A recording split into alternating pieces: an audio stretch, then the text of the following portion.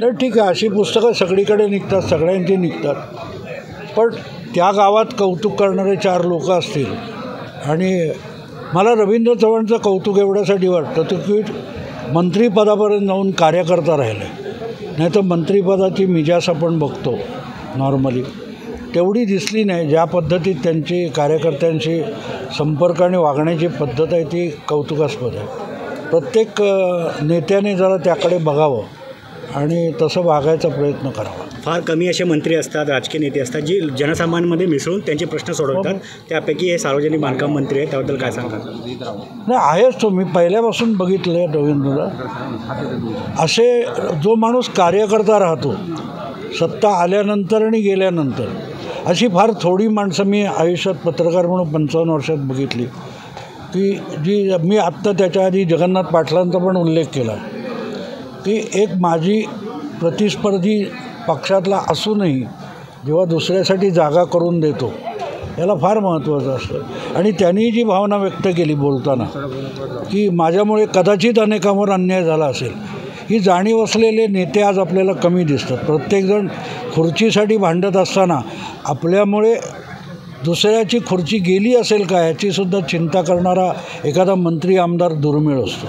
कौतुक असं वाटलं की त्या समारंभाचा शेवट झाला तेव्हा एका काय दहीहंडी वगैरे काय गोविंदा पथक त्या लोकांनी कोणाला तरी 55,000 रुपये देणगी दिली. माझ्या दृष्टीने एक महत्त्वाची गोष्ट अशी आहे की आज सगळीकडे मागितलं जात असताना देणारे कोणतरी समोर आले. रवींद्र चव्हाण यांनी देणारे लोक तयार केले असतील तर माझ्या मते त्यांनी मोठं काम केलं. नाही तर राजकीय नेते हे फक्त हात पसरून मागायला शिकवतात.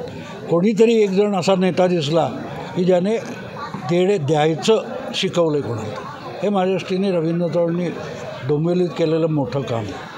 नाही, मी माझ्या भाषणात सगळं हे बोललेलो आहे, नवीन काय सांगणार. मला राजकारण गलिच्छ होत चाललं आहे असं वाटतं. म्हणजे प्रत्येक गोष्टीत तुम्ही राजकारण बघणार असाल. मला एक सांगा की बदलापूरच्या घटनेनंतर मला पडलेला एक प्रश्न असा आहे की हे सगळे बोलणारे हे त्यावेळेला कुठे असतात ज्यावेळेला एक कोणतरी काय तो पाना घेऊन त्या मुलीला मारत असतो, तो मोबाईलने रेकॉर्डिंग करतात, हस्तक्षेप करतात का?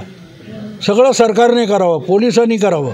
तिथे मी असताना मी काय करीन याचा विचार आपण करत नाही. आपण इतके परावलंबी झालो, आपण स्वतंत्र नाही आहोत. आपल्याला असं वाटतं की आपल्याला जेऊ सरकारने घालावं, आपल्याला सरकारने सगळं करून द्यावं, आपण काय करावं आपल्याला कळत नाही. ही 70 वर्षातली अधोगती असं मला पोलिसांनी केलं पाहिजे. आता पोलीस पदोपदी असेल का? तुम्ही आहात तिथे, तुम्ही हस्तक्षेप करा.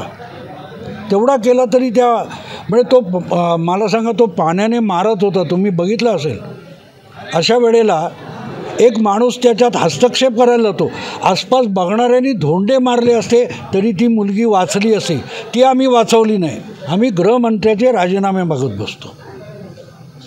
इथे मला वाटतं आपण अतिशय बेजबाबदार नागरिक होत गेलो आहे. ह्या अधोगतीपासून कसं थांबायचं याचा सगळ्यांनी विचार करावा, इन्क्लुडिंग पत्रकार.